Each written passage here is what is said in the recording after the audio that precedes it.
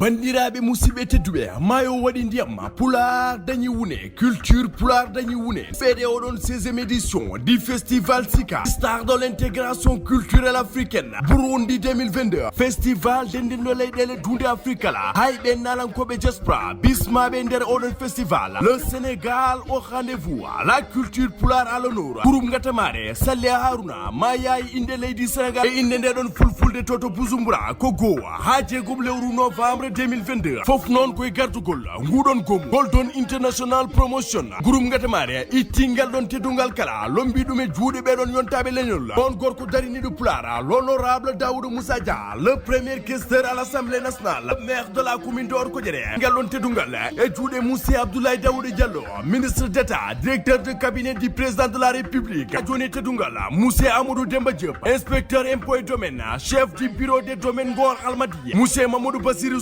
opérateur économique chef religieux Moussé Hamadou Samodiso chef religieux et yesso teddungal l'honorable député Aliou Dembourou Sow et teddungal Badjel Fall chef d'agence de voyage comète au Sénégal ha joni yesso teddungal ɓen yontaɓe ko wayno Iba Kane toto London wondude Medina Diaka gorko mo kundel tawteɗo toto leydi France Ismaïla Mbodj mo tondu Amel tawteɗo toto leydi France Malick Dia artiste auteur compositeur toto leydi France Moussé Mamadou Bocar Sall to Casablanca leydi Maroc Moussé Idi Bocar Sall monjum donde masinatoro Monsieur Tidiane Mbodj tawteɗo toto leydi Angleterre groupe ngatamari yijitania Monsieur Moussa Sow coordinateur Pima maire de la commune de Walalde 16e édition Sika star de l'intégration culturelle africaine mbimi koko ha jeegom lewru novembre 2022 groupe ngatamari wi ɗum ko teddungal fulfulde kala